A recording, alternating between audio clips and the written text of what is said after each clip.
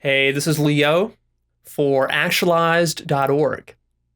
And in this episode, I'm going to talk about how to become a leader.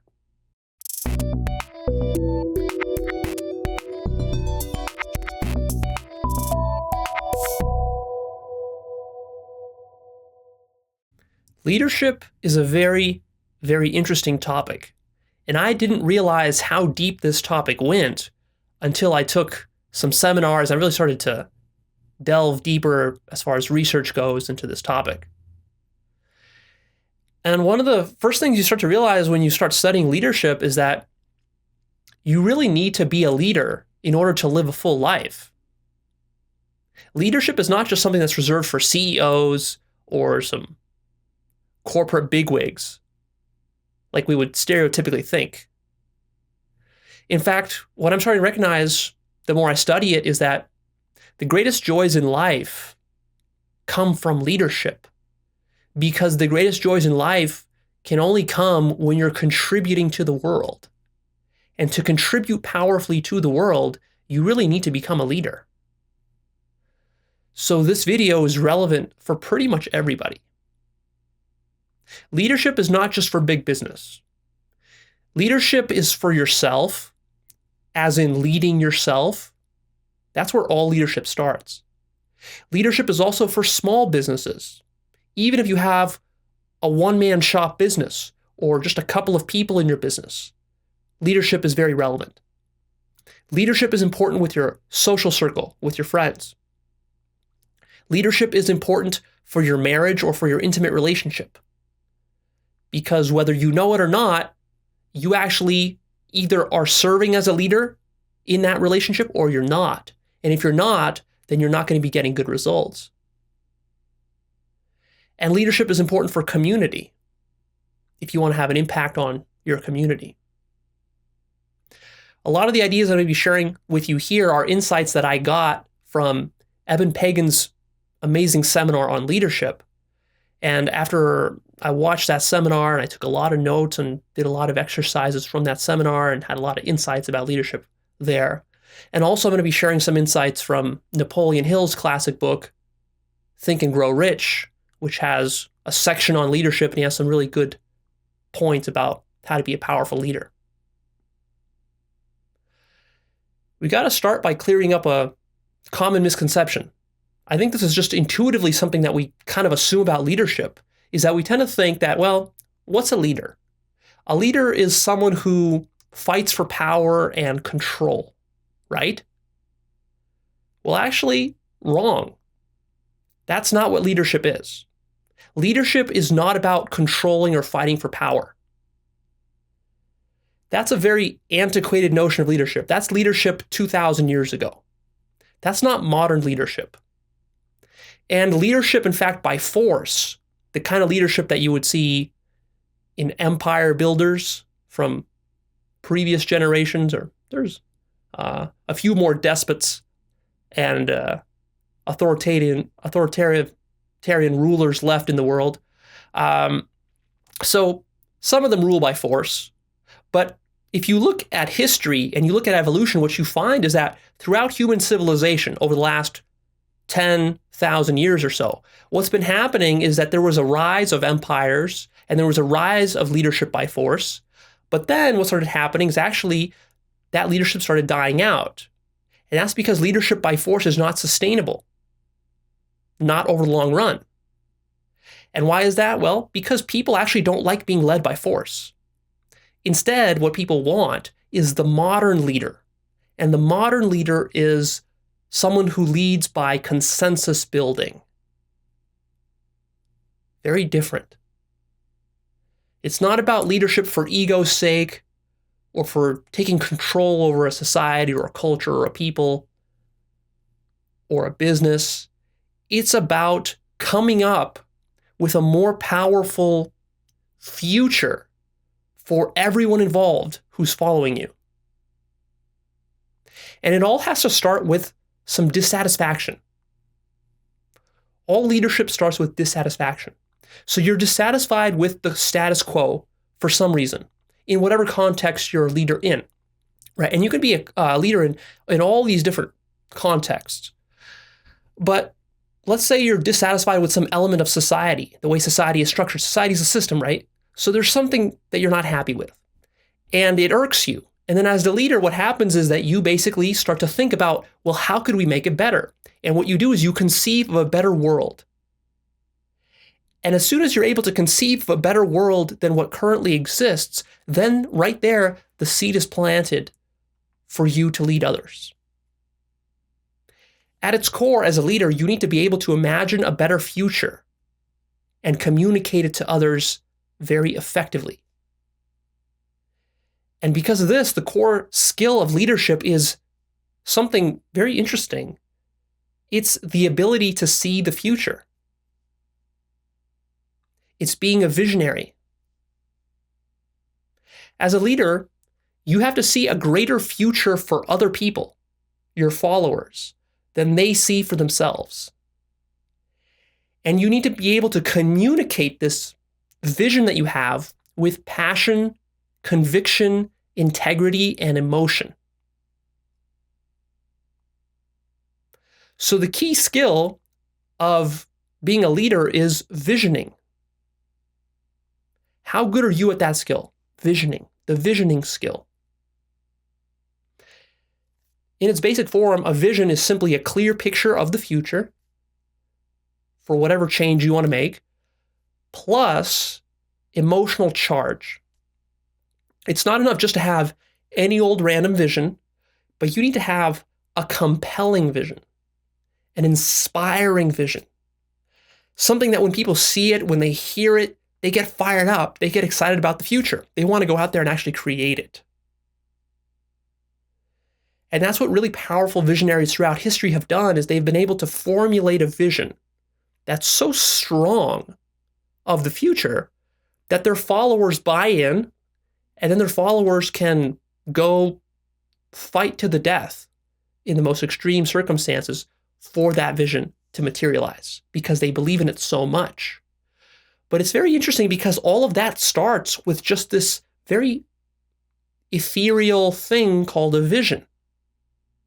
And how do you quantify if a vision is a high quality vision or a low quality vision? It's kind of hard. It's a nebulous thing. And yet that's what the leader excels at, is that he's able to work with these nebulous things called visions. And he's able to articulate very powerful visions that typical people are not able to articulate. See, there's a problem with the common masses. And it really is kind of a problem of homeostasis. I just recently shot a video about homeostasis. But it is also the case that not only as individuals do we have homeostasis, but as a collective we have homeostasis. This just means that any system that you try to change, and that's what leadership is about, is changing systems, means that you have to shift its center of gravity. And every system, almost by definition, has a center of gravity that doesn't want to shift. It has a certain inertia to it.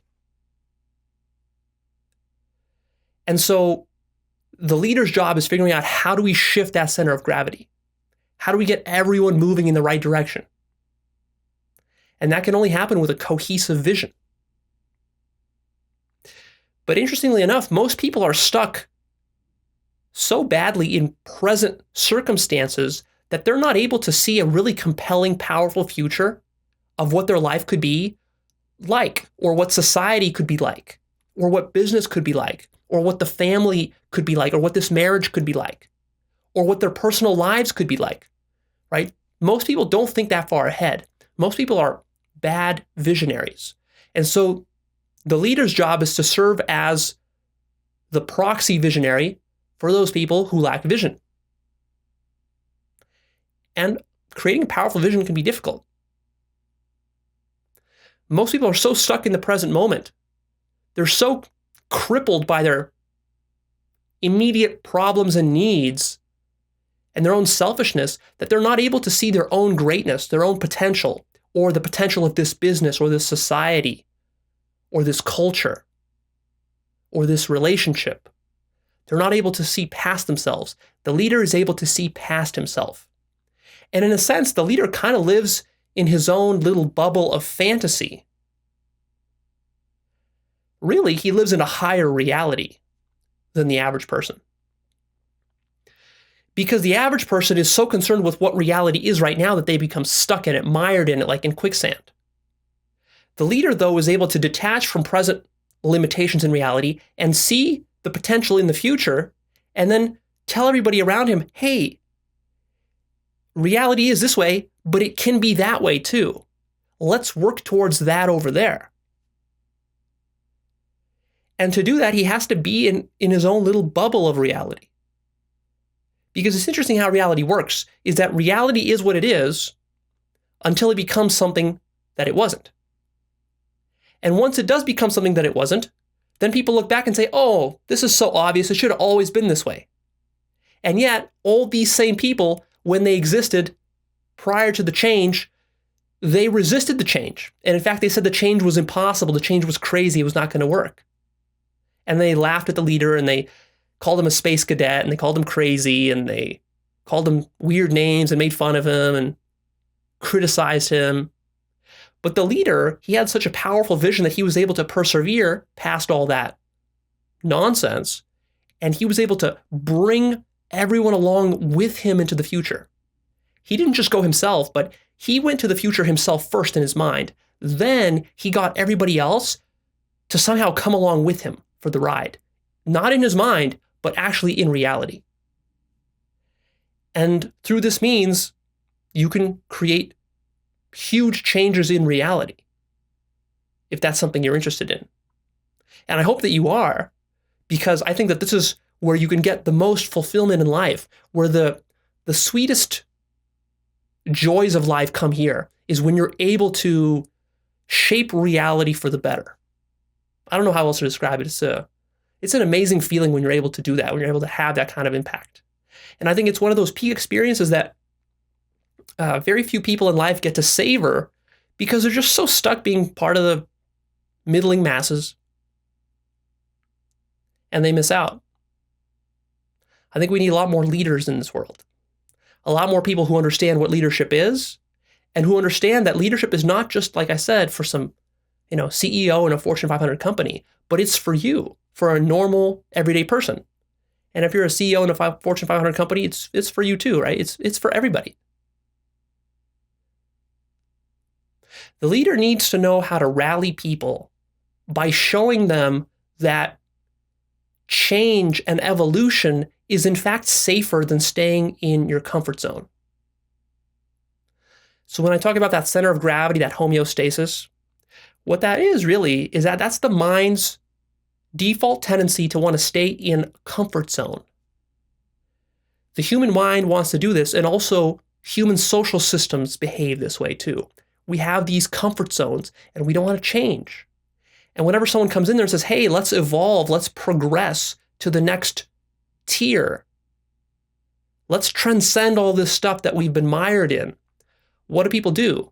Usually what they do is they pull out their pitchforks, and they get the noose, and they start lighting the bonfire kind of thing, right? Because people are very afraid of breaking out of their comfort zone.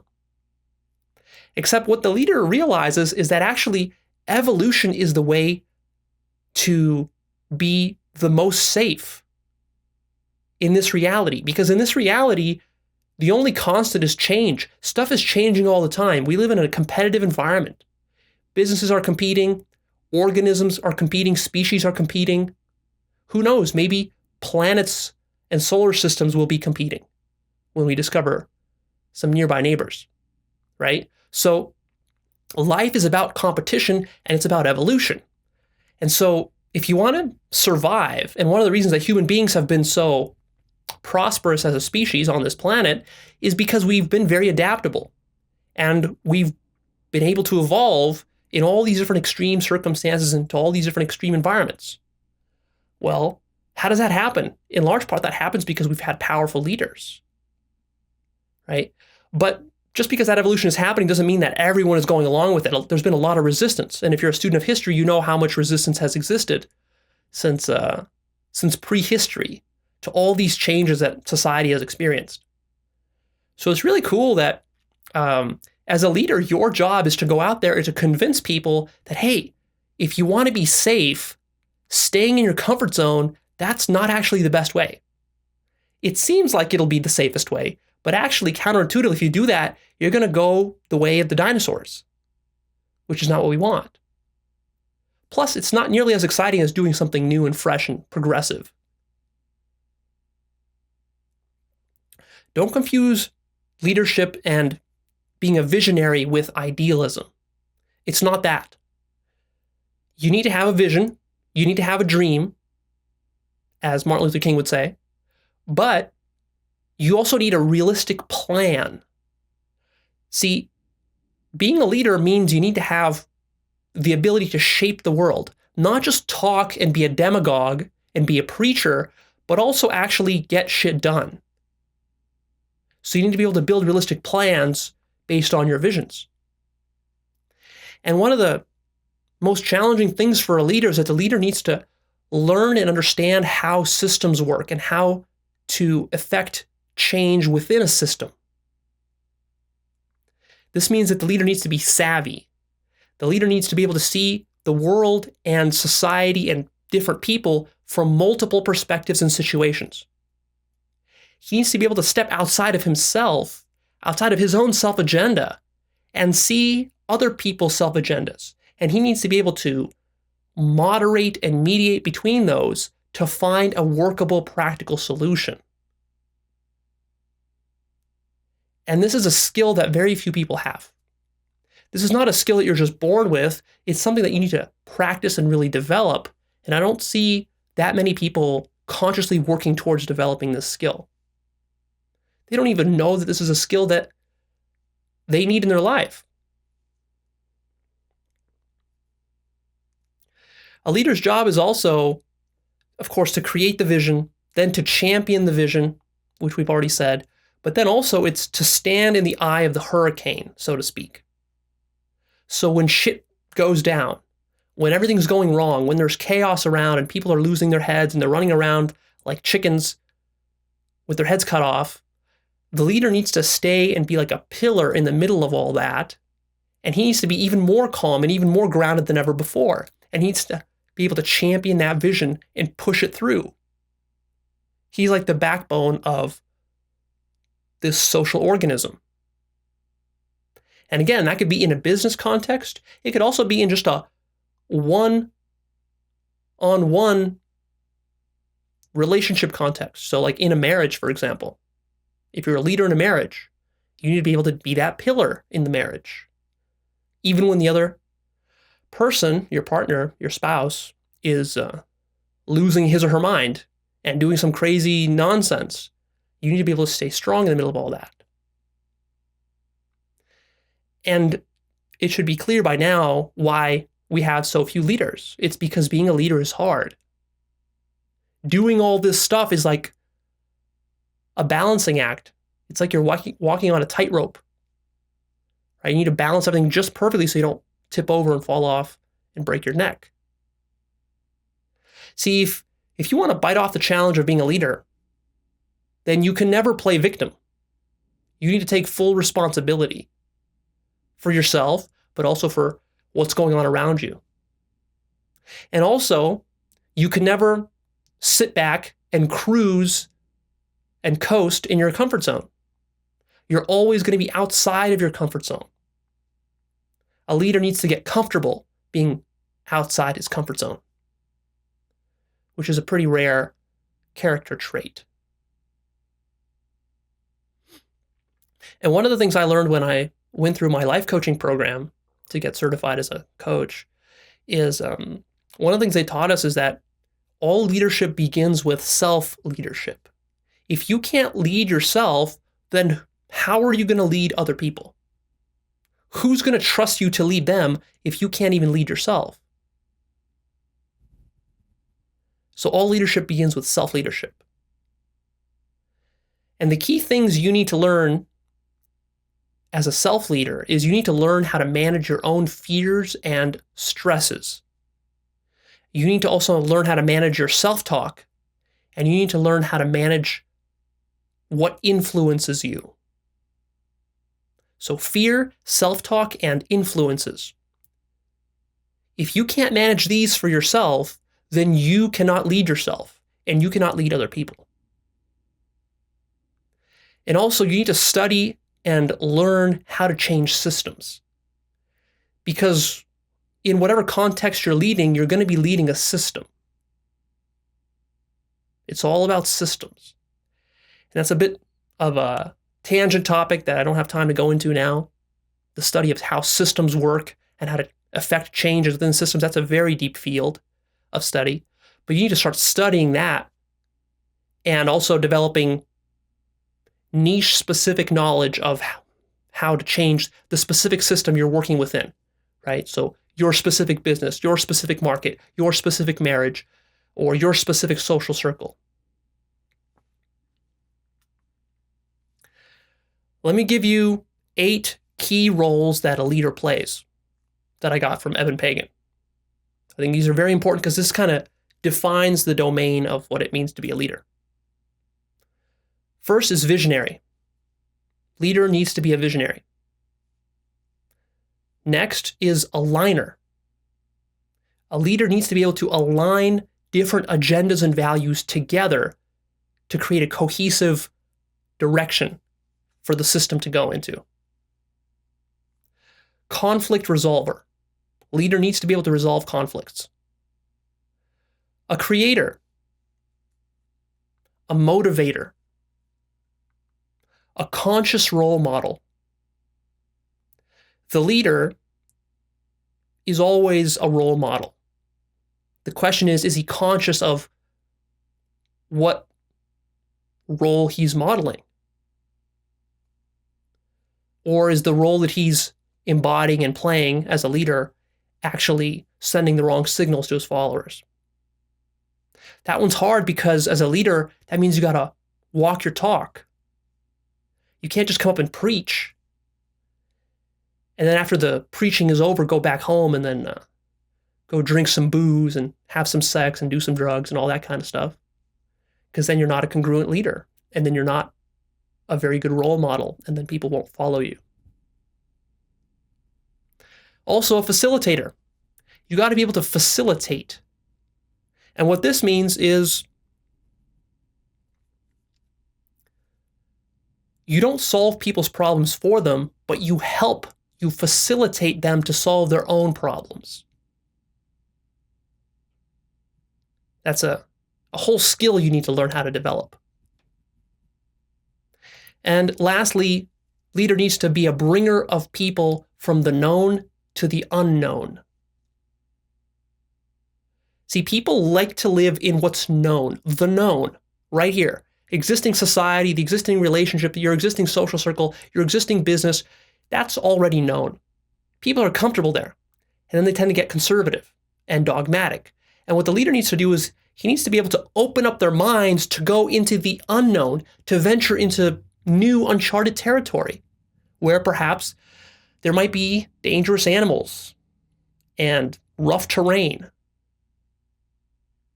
and unknown traps, potential dangers, maybe even death lies over the horizon. Right? It makes me think of how the explorers, the Columbuses and the Magellans of the world, how they led people literally over the edge of the world. Because at that point in time, people weren't even sure if the world was round. And they would lead sailors and men and entire expeditions into uncharted waters, uncharted territories, not knowing where they were going, right? Going from the known to the unknown, from Europe to South America, or from Europe to the Spice Islands or wherever explorers would go. And that takes a very special kind of skill and determination. Speaking of which, what I want to do is I want to give you 10 key qualities of leadership that are necessary for successful leadership. And these come straight from Napoleon Hill's book, Think and Grow Rich.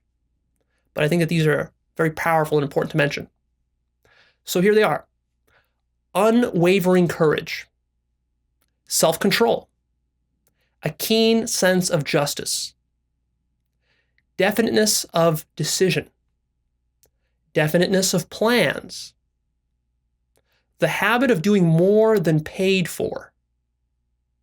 That's an interesting one. A pleasing personality, sympathy and understanding, mastery of detail, willingness to assume full responsibility, which we've already touched on, and cooperation. So those are the 10 keys from Napoleon Hill. And now what I want to give you is 10 more failure points for leadership from Napoleon Hill. So these are the things as a leader, if you're going to engage in these activities right here, then you're going to fail. These are also important to know because these are very, very common pitfalls that we make.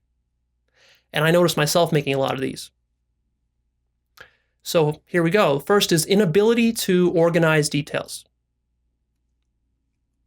Next is unwillingness to render humble service. And nobody likes an arrogant leader. Humble service. Expectation of pay for mere knowledge. And what this means is if you expect that people are going to respect you just for how much you know and how much you read, then you're mistaken. A leader doesn't get paid or respected for mere knowledge. He needs to actually use that knowledge, apply it to get stuff done, to create results. And then that's what he's judged on, is the results he creates, the change he actually creates. Gathering of knowledge by itself doesn't create change. Next is fear of competition from followers. So if you are afraid that your followers will out-lead you, then you're not much of a leader, are you? Lack of imagination. That's the next one. Makes sense given that the leader's whole purpose is to be a visionary and to create powerful visions. If you lack a strong imagination, then you're going to be stuck in present reality, and then you've got nowhere to lead to. Selfishness, another pitfall. Intemperance or anger, another pitfall. Disloyalty, another one. Emphasis of the authority of leadership. So are you abusing your authority?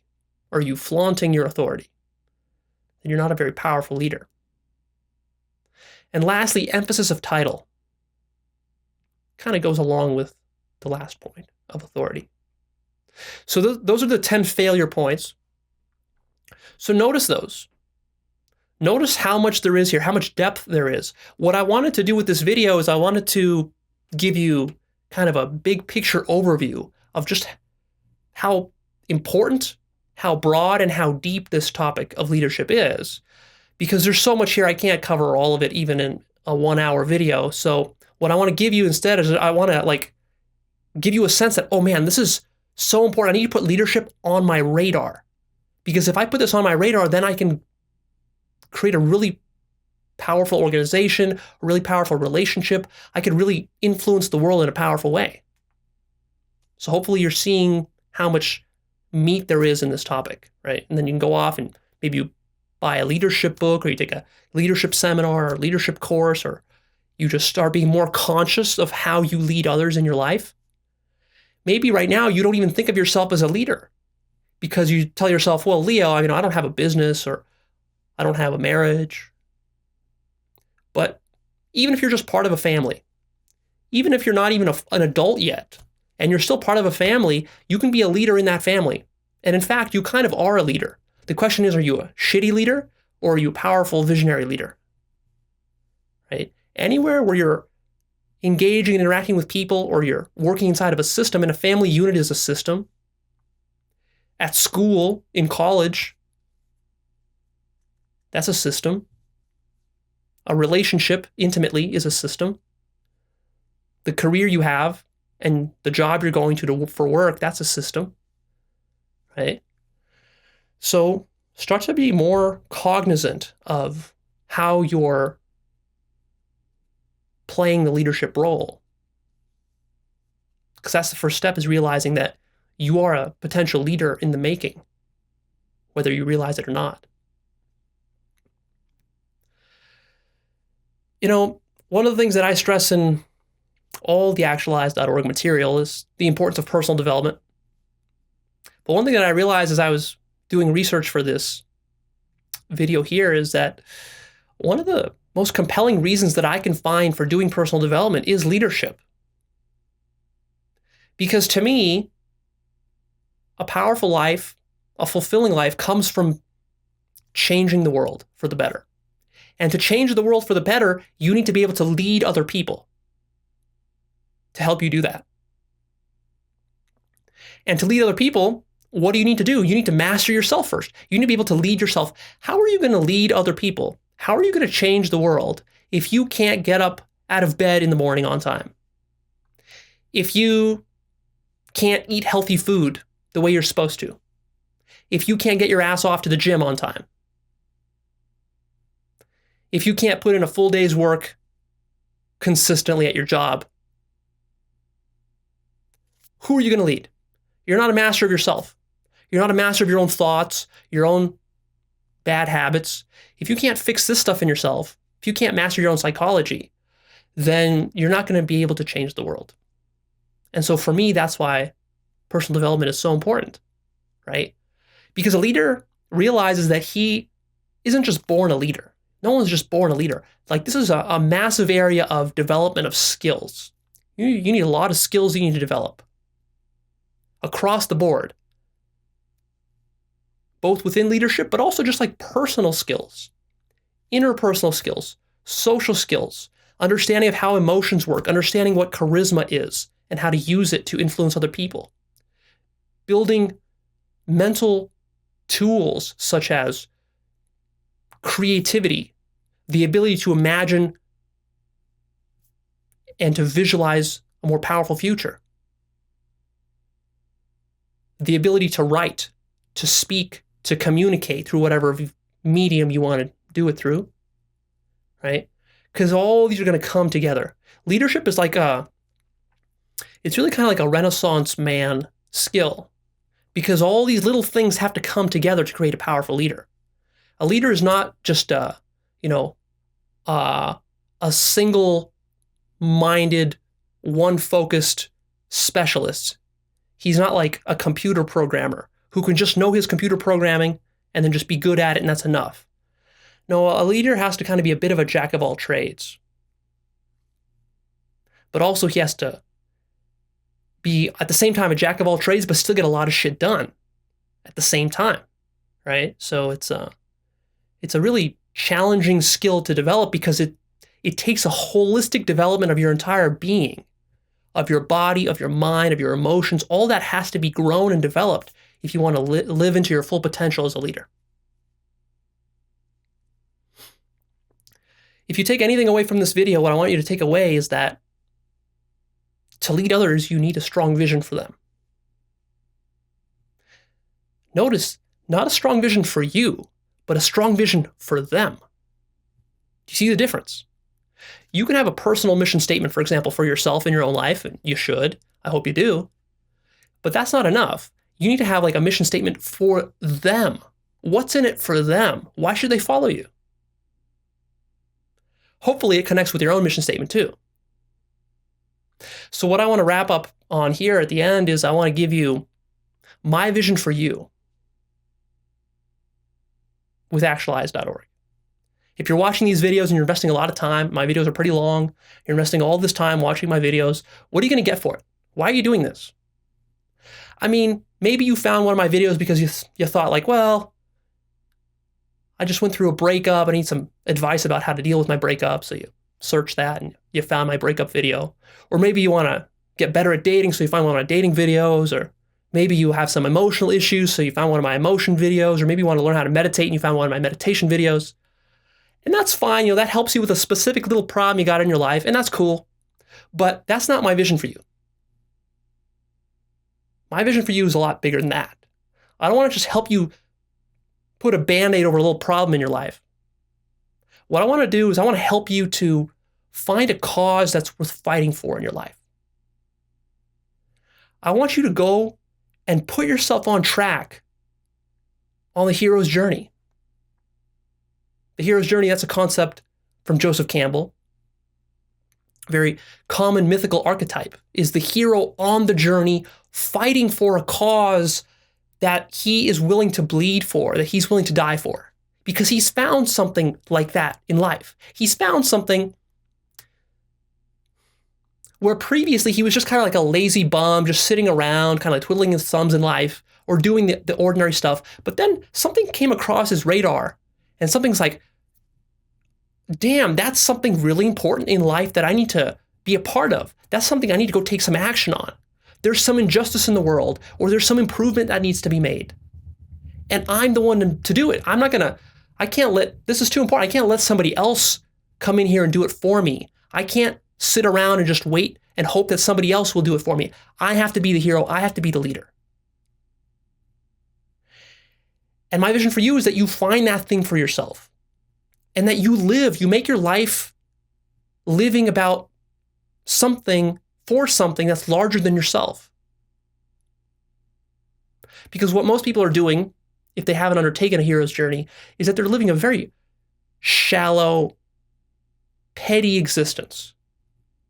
And they don't realize that they're wasting their precious one opportunity in this life. You only get one, right? Only once do you live. And it's going to go by all too fast.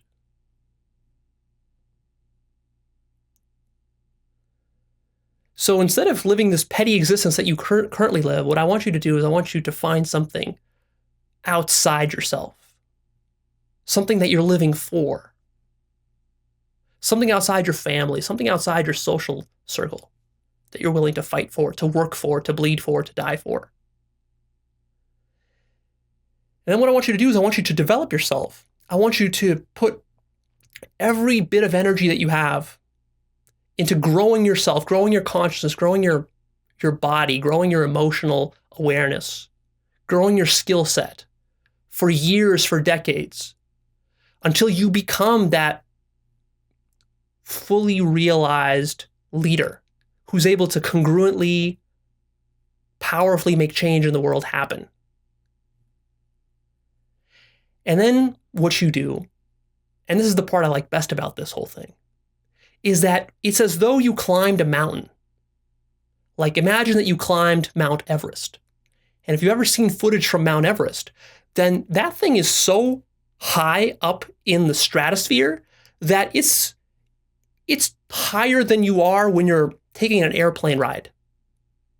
It's about the same altitude as a jumbo jet flies, except you're standing on a mountain and you're looking down and you're seeing this beautiful range of peaks and clouds, and the sun is shining through, and it's just like this pristine, crisp air.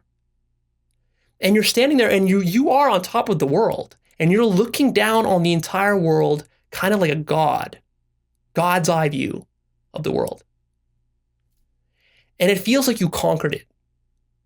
You conquered the world. And really what you've done is you haven't conquered the world so much as you've conquered yourself. And that clean feeling, that high consciousness clean feeling of having conquered yourself, having climbed all the way up here, this giant slog through the mud and the snow and the dirt and the rocks and all the perils, and this journey that you went on, right? And you made your life about this mission to climb this mountain, to get to the very top, and then you finally did it. And to do it, what you had to do is you had to persevere, and you had to really break yourself down. Because that small little person that you started out as at the base of the mountain is not the same person that's standing on the top. That small, petty little person down there at the base, he could not get to the top. He had to die along the way. And then what made it up to the top is something very interesting, something godlike, something spiritual, something that is beyond the ego, transcendent, if I was to speak of it poetically. And what you get is you get that taste of the highest beauties and joys of life, right? That satisfaction, not of a little titillation or some pleasure that you kind of get when you go eat a fine meal or when you go have some nice sex or do some drugs. Not that kind of pleasure. I'm talking about a high consciousness satisfaction and this feeling of connection to the world and to reality and to life, right? You feel really alive And you feel this immense like gratitude well up inside you.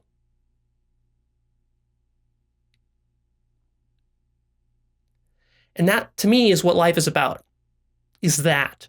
Living your life to the fullest. That's what I mean by living your life to the fullest. And then after that, what you can do is you can die your life with no regrets. And that's what I want for you, is I want for you to be able to lie on your deathbed and look back at your life and have this feeling of this solid confidence that you really lived, that you gave it your all, and that you sucked every last ounce of beauty and joy out of life that was there for you. And you look around at everybody else and you say to yourself, how grateful I am that I did this when nobody else around me had the balls to do it. Everybody else around me is going to die not knowing what life is really about. But I'm going to die having savored the highest beauty in life. That's my vision for you. Hope you like it. Now, my parting question for you is, what's your vision for the world? What is that thing worth fighting for? What is your Mount Everest? All right, this is Leo. I'm signing off. Go ahead, post me your comments down below. Click the like button, please. Share this video with a friend, because we need more leaders around. And finally, come sign up to my newsletter right here. Free newsletter at Actualized.org. I release new videos on self-actualization topics every single week. All this stuff will help you to master your psychology. All this stuff will help you to become a more powerful leader. Because like I said, being a leader is about mastering many different skill sets and really becoming a Renaissance man or woman if you desire. All right, so sign up. It's free. I'll see you soon.